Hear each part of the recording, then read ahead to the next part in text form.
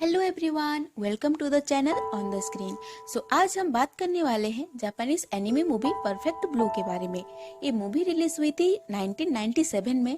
इसकी IMDb rating से 8 out of 10। Movie की बात करें तो मूवी रिवॉल्व करती है एक जे पॉप के मशहूर पॉप सिंगर मीमा किरिको के चारों तरफ।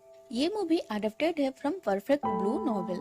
मीमा किरिको कैसे अपने J pop singer good girl image को छोड़कर एक्टिंग की दुनिया में कदम रखती है और उसके साथ हुए सारे इंसिडेंट्स के बारे में मूवी में दिखाया गया है। मतलब क्या ही बोलूं इस मूवी के बारे में, मेरे पास तो वर्ड्स भी नहीं है। मास्टरपीस वर्ड भी इसके सामने कम हो जाएगी। नॉर्मली लोगों को लगता है कि स्टार्स की लाइफ बहुत अच्छी होती है। हाँ, उनको पता होता है कि स्ट्रगल करनी होती है। स्ट्रगल का नाम सुन के ना दिमाग में एक ही बंदी की तस्वीर आ जाती है। अगर वो कौन है आप लोगों को पता है तो कमेंट्स में जरूर बताना। स्ट्रगल मीमा को यहाँ पे कितनी सारी प्रॉब्लम्स झेलनी पड़ती है, इन सब के बारे में दिखाया गया है। ये movie psychological mystery thriller genre based movie है। ये मूवी है बहुत ज्यादा डरावनी, पर है सच्ची कहानी। सच्ची कहानी मतलब किसी के लाइफ से उठाया नहीं गया है, पर मूवी में जो दिखाया जाता है ना, रियल लाइफ में ये सब होता है। दुनिया के बिहाइंड होता है जो हमें दिखाया नहीं जाता। उस बात को आप बहुत अच्छे से महसूस कर पाओगे। काफी हद तक मूवी बहुत डरावनी लगती है। हर एक सीन को आप फील कर सकते हो। हर कैरेक्टर की इमोशनल एंड साइकोलॉजिकल स्टेट को डायरेक्टर ने इतनी डिटेल्स में शो किया है। उनके एवरी सेट को आप देख सकते हो। मूवी शायद कुछ लोगों को पसंद भी ना आए। डिस्टर्बिंग सीन्स भी हैं और काफी मैच्योर कंटेंट भी दिखाया गया है। कुछ लोग तो ये मूवी देख भी नहीं पाते। मूवी की सस्पेंस की बात करें तो एंड 5 मिनट्स में आपको पता लगेगा कि एक्चुअली हुआ क्या था। हाँ, मेरे एक्सप्लेनेशन में मे भी आपको हिंट मिल सकती है कि विलन कौन है, ये क्या हो रहा है, पर मूवी देखते वक्त शायद आपको छोटी सी भी हिंट ना मिले।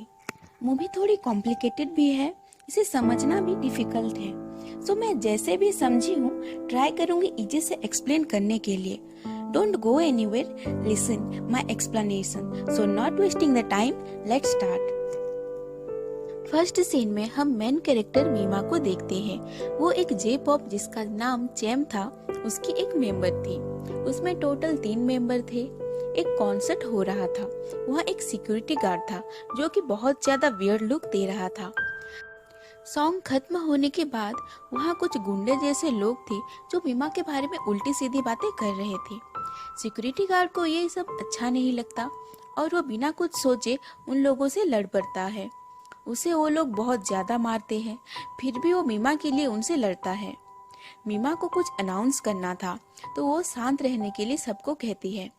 वहाँ पे बैठे लोग भी उन गुंडों के ऊपर चिल्लाने लगते हैं और इसीलिए वो गुंडे वहाँ से चले जाते हैं। फिर मीमा को अनाउंस भी करना था पर वो उदास थी, इसीलिए कुछ कह नहीं पाती।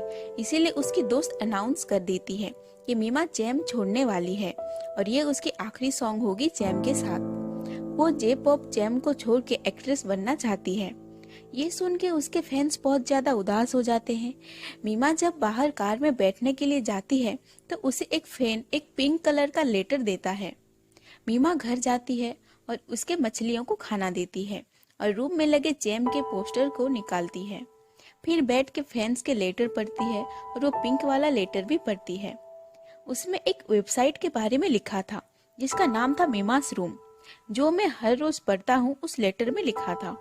मीमा को इंटरनेट कंप्यूटर के बारे में ज्यादा कुछ पता नहीं था, उसे वो लेटर समझ में नहीं आती।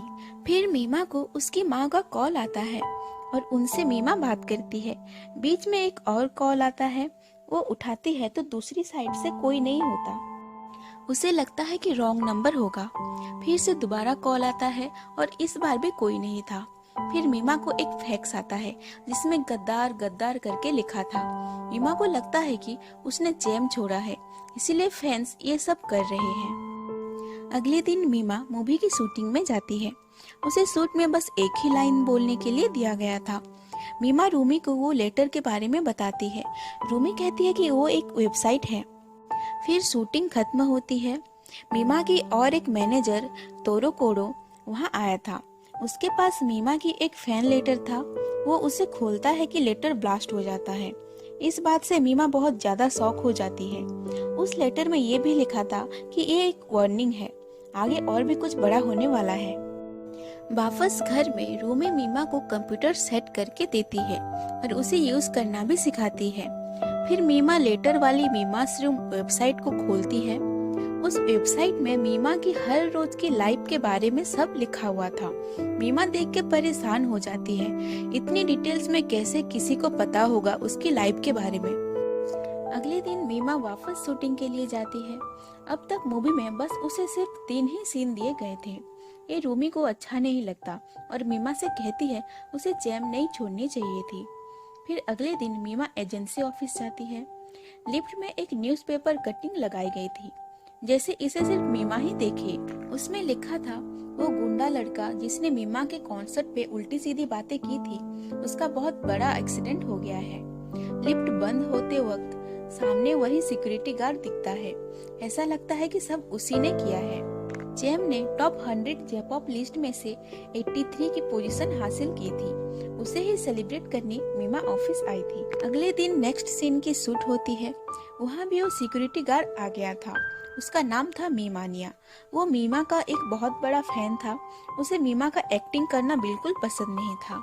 फिर तोरो कोडो और रूमी मीमा को मूवी के नेक्स्ट सीन की स्क्रिप्ट दिखाते हैं।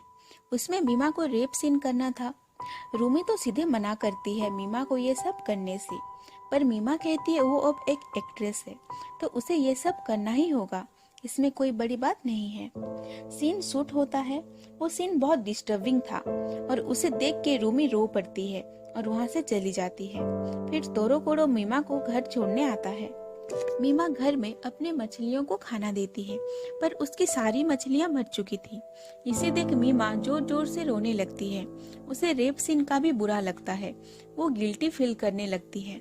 रूम के सारे चीजें फेंकने लगती है। फिर वो मीमास रूम वाली साइट ओपन करके पढ़ती है। साइट में सबको यही लग रहा था, रेप सीन के लिए वो राइटर ही जिम्मेदार है। फिर मीमा को अचानक हेलुसिनेट होता है कि पॉप मीमा उसके सामने खड़ी है और वो कहती है ये सब मैंने ही किया है, चैम छोड़ के तुमने गलती कर दी। मीमा इन सब से डिस्टर्ब होने लगती है। फिर हमें मीमानिया को दिखाया जाता है। वही मीमास रूम के साइड पे ये सब लिख रहा था। पर यहाँ एक चीज तो अजीब है ना, उसे इतने डिटेल से सब कैसे पता चल रहा था। फिर हमें उस राइटर को दिखाया जाता है। वो कार पार्किंग में खड़ा था और कहीं से उसे मीमा के गाने सुनाई देते हैं। वो लिफ्ट की ओर जाता है। लिफ्ट ओपन होता है और उसमें एक रेडियो था जिससे वो सब सॉन्ग्स बज रहे थे। वो लिफ्ट में जाता है और जब वापस लिफ्ट खुलती है, उसको किसी ने बुरी तरह मार दिया था। ये न्यूज़ चारों तरफ फैल जाती है। मीमा ये न्यूज़ सुन के बहुत ज्यादा अपसेट हो जाती है। मीमा चारों तरफ पॉप मीमा को हेलुसिनेट करने लगती है। मीमा की फोटोशूट होती है। फोटोग्राफर को मीमा की न्यूड फोटोज भी लेनी थी, पर मीमा अनकंफर्टेबल थी, सो अपने रूम में खुद को लॉक कर लेती है और बाहर नहीं आ रही थी। टोरोकोडो उसे समझा रहा था कि ये सब होता रहता है, तुम्हें करना पड़ेगा। तभी अचानक मीमा के रूम में वापस पॉप मीमा आ जाती है। मीमा को फिर से बहुत कुछ कहती है और वापस पॉप मीमा बनने के लिए कहती है। वहाँ जैम का कॉन्सर्ट हो रहा था। कुछ लोग बात कर रहे थे कि आज मीमास रूम में लिखा था कि मीमा आज वहाँ कॉन्सर्ट में गाना गाने आएगी। इधर पॉप मीमा रियल मीमा से कहती है कि वो स्टेज पे चली जाएगी और ऐसा ही करती है।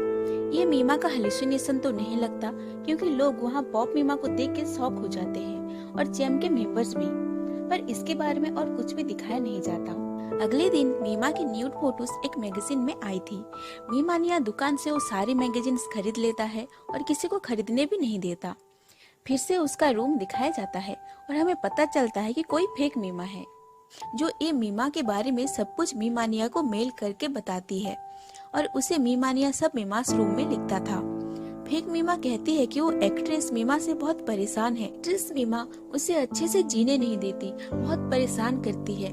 मीमानिया कहता है कि बहुत जल्द वो उसकी परेशानी को दूर कर देगा। एक्ट्रेस मीमा को बहुत जल्द खत्म कर देगा। नेक्स्ट डे शूटिंग होती है और वहाँ मीमानिया को वापस देखकर मीमा डिस्टर्ब हो जाती है और बारिश भी होती है, तो शूटिंग को वहीं रोक दिया जाता है।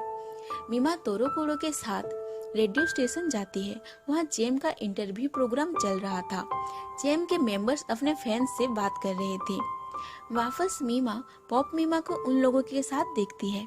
कुछ देर बाद पॉप मीमा को बाहर जाते देख मीमा उसका पीछा करती है और रोड में अचानक उसके सामने एक कार आ जाती है और वो कार मीमानिया ही चला रहा था। फिर मीमा की आंख खुलती है और रूम में ही थी और सो रही थी। फिर वहाँ उसे रूम में रूमी मिलने आती है। रूमी से बात करते करते वो अगेन उस सूट में पहुंच जाती है। इससे पता चलता है कि मीमा कितनी ज्यादा इन सब इंसिडेंट से डिस्टर्ब हो गई है। उसे रियल लाइफ और एक्टिंग के बीच में कौन सा सच है समझ नहीं आ रहा था। वो भी हर दिन मीमास रूम को पढ़ती थी और जो भी उसमें लिखा हुआ था उसे सच मान लेती थी। एग्जाम्पल, अगर उसमें लिखा हो कि वो शॉपिंग के लिए गई थी, अगर ना भी गई हो फिर भी वो मान लेती थी कि वो शॉपिंग के लिए गई थी। नेक्स्ट सीन में हमें वो फोटोग्राफर दिखाया जाता है। उसके घर एक डिलीवरी बॉय आता है जो उसको मार देता है। वो और कोई नहीं मीमा ही थी। फिर से मीमा की आंख खुलती है। उसे लगता है ये सब सपना है, पर तभी उसे कॉल आती है और पता चलता है कि वो फोटोग्राफर सच में मर गया है। मीमा अपने कपबोर्ड खोलती है तो उसमें खून से भीगा हुआ वही कपड़ा उसे दिखता है। अगले दिन मीमा की आखिरी शूट थी और मीमा को एक मर्डर सीन ही परफॉर्म करना था। वो इतने सारे ब्लड देख के बेहोश हो जाती है और सुबह उसकी आंख खुलती है। मीमा को कुछ भी अंदाजा नहीं था ये क्या हो रहा है। फिर शूट कंप्लीट होती है और एजेंसी के सभी एक दूसरे को बाय बोलते हैं। मीमा भी जाने के लिए ड्रेस चेंज करने जाती है, पर वहाँ मीमानिया आता है। वो मीमा की रेप और मर्डर करने की कोशिश करता है। मीमा पास से हैमर लेके उसके सर पे मार देती है और इससे वो सिक्योरिटी गार्ड बेहोश हो जाता है। मीमा भाग के बाहर जाती है और उसे रूमी मिलती है। मीमा सब रूमी को बताती है और ड्रेस चेंज कर आगे रूमी को मीमानिया को दिखाने ले जाती है। जब दोनों वहां जाती हैं, मीमानिया वहां से गायब हो गया था। फिर रूमी मीमा को घर छोड़ देती है। रूमी घर पहुंच के तोरोकोड़ो को फोन लगाती है, पर वो फोन नहीं उठा रहा था। फिर हमें तोरोकोड़ो को दिखाया जाता है जो अब मर चुका था। उसे किसी ने मार दिया है और उसके पास मीमानिया की भी डेड बॉडी पड़ी हुई थी। यहाँ मीमा उसे फोन करती रहती है और तभी देखती है कि उसकी मछलियाँ जिंदा हैं और रूम में जेम की पोस्टर्स भी लगी है। पर हमने पहले देखा था कि उसकी मछलियाँ मर गई थी और उसने सारे पोस्टर्स भी फेंक दी थी। वापस ये सब कहाँ से आ गया? मीमा बाहर देखती है तो उसे समझ में आता है कि ये उसका घर नहीं है। वापस पॉप मीमा आ जाती है। हम मिरर में देख सकते हैं कि वो मीमा नहीं रूमी है और उसने मीमा के जैसे कपड़े विग सब पहने हुए थे। मूवी के सारे सस्पेंस यहीं पे क्लियर होने लगते हैं। उसे मीमा का एक्ट्रेस बनना बिल्कुल पसंद नहीं था। मीमा की बहुत बड़ी फैन थी। वो ही फेक मीमा बन के मीमानिया को मेल्स भेजती थी। मीमा के मैनेजर होने के कारण मीमा के बारे में सब जानती थी और उसने ही सबको मारा है। राइटर को क्योंकि उसने मीमा का रेप सीन लिखा था, फोटोग्राफर को क्योंकि उसने न्यूड फोटोशूट की थी, तोरोकोड़ो को क्योंकि वो आगे मीमा के लिए ऐसे और मूवीज ना लाए, और आखिर मीमानिया को क्योंकि वो मीमा को नहीं मार पाया था। रूमी मीमा को मारने की कोशिश करती है। मीमा को चोट भी लग जाती है, फिर भी बालकोनी से कूद के वहाँ से भाग जाती है। पर रूमी अब भी उसकी पीछा करती है उसे मारने के लिए। भागते भागते मीमा एक मिरर के सामने पहुँचती है और मिरर में खुद को देख के उसके अंदर कॉन्फिडेंस आता है कि वो ही असली मीमा है। इतने दिनों से इतना सब कुछ देख के उसे खुद पर भी शक होने लगा था। रूमी वापस उससे मारने आती है तो मीमा उसकी विग खींच के निकाल देती है, जिससे रूमी कुछ देर के लिए पागलों की तरह बिहेव करने लगती है और जैसे ही विग उठाने नीचे झुकती है, मिरर के टुकड़े से उसे चोट भी लग जाती है। वापस विग पहन लेती है और खुद को मीमा समझने लगती है। वो रोड के बीचों बीच खड़ी हो गई थी। सामने से एक ट्रक आ रहा था। उसके लाइट को स्पॉटलाइट समझ के सामने से नहीं हट रही थी, पर मीमा उसे धक्का देके सामने से हटा देती है। फिर ट्रक ड्राइवर पुलिस को फोन करता है और दोनों को हॉस्पिटल ले जाते हैं। फिर हमें कुछ दिनों बाद की सीन दिखाई जाती है, जिसमें रूमी एक मेंटल असाइलम में थी और मीमा उससे मिलने आती है, पर रूमी अब भी ठीक नहीं हुई थी। खुद को मीमा ही समझ रही थी। डॉक्टर कहते हैं कि उसे मल्टीपल पर्सनालिटी डिसऑर्डर है, पर अब मीमा को तो खुद पे पूरा भरोसा हो गया था। फुल कॉन्फिडेंस उसमें आ गई थी और यहीं पे मूवी खत्म होती है। अगर आपको ये वीडियो अच्छी लगी तो please like, share and subscribe.